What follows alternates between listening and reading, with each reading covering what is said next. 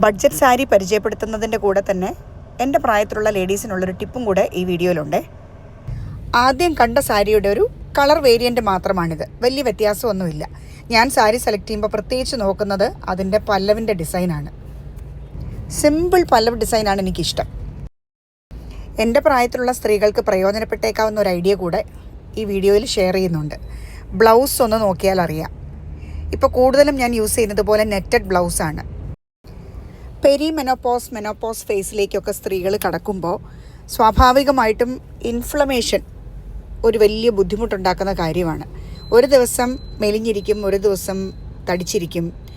ചിലപ്പോൾ രാവിലെ ഫിറ്റ് ആവുന്ന ബ്ലൗസ് ഉച്ചയാകുമ്പോഴത്തേക്കും ഇറുകി തുടങ്ങും.